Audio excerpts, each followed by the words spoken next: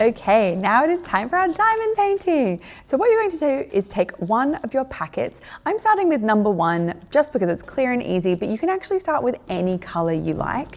You're going to take one of those packets like so, and then you are going to pop some of those diamonds inside your tray. Once you've pulled them out, you're just going to shake your tray from side to side, and what that's going to do is turn all of the diamonds so that they are facing upwards and not downwards. Then to start your painting, you have to peel away the plastic layer on your base. So to do so, you can peel away as little or as much as you want, but I highly recommend getting a pair of scissors and not peeling away the entire thing. What this will do is it will really ensure that the stickiness lasts on the pieces that you're not diamond painting for as long as possible. For this section, I'm going to cut out a really small piece of plastic so that I can show you this small area to begin with. Keep this little piece handy so that if you finish a certain area and you still want to cover it, you can place this plastic back on top later. Okay, now that our tray of gems is ready to go, our nib is filled with wax, like so, and our plastic cover has been removed, we are ready for our first diamond painting. Okay, diamond painting is so simple. It's really, really intuitive. All you're going to be doing is taking your pen and you're going to be lightly pressing on top of one of your diamonds using the waxy tip. You're going to bring that tip over and you're going to place it directly where the number is. It's almost like paint by numbers. Really, really simple. And then we're just going to repeat. So pick up your diamond, place it down, pick up, place down. And we're going to repeat that process until all of the section that we are doing is covered.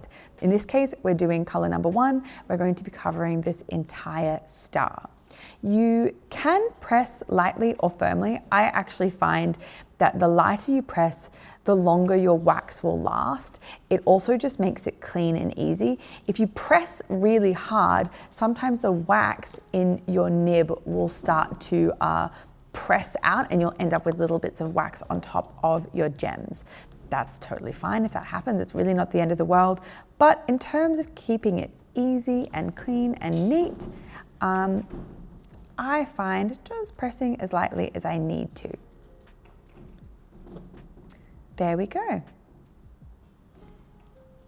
When you're covering your numbers, if you find that you've placed your gem down and you can see a bit of the number underneath, it's actually really easy to correct. You can take your fingers or you can take the other side of your pen nib and use it to straighten up your gems.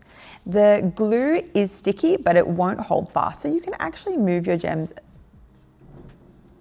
around quite a bit if you need to. Ooh, I've just picked up 2 gems at the same time, so I'm going to place them down together. There we go. As you diamond paint, you'll notice you'll use up quite a few of your diamonds that are facing upwards. If you run out, all you need to do is shake your tray around to make sure that the diamonds or gems that are inside flip back up the correct way. Okay, now I have completed this color. I'm going to move on to color 2 and start filling in the background around this star. So what I'm going to do is I'm going to take my little packet, and I'm going to tip my remaining gems back out. And I'm going to take my number 2 color and I'm going to pour just a little bit out. Okay, then what we're going to do is keep on gem painting.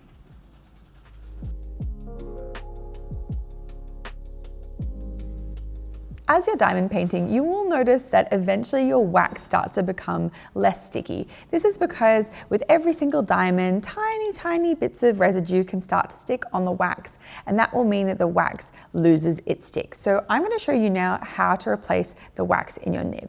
It's really simple. All you're going to need is some kind of sharp object to pick the wax out. I have a little pin.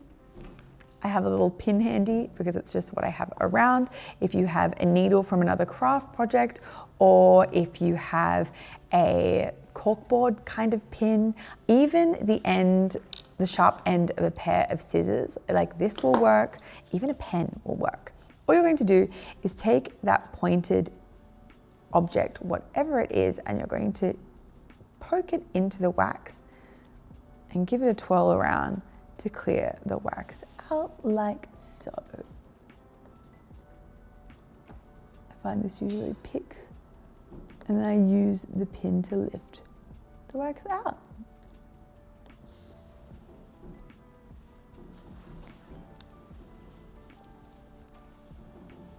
There's still a little bit of wax left in there. You can give it an extra dig with your pin.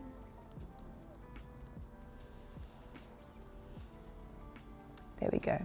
So picked the wax out nice and easily. Then we simply take our wax hard again and we press it in just like that.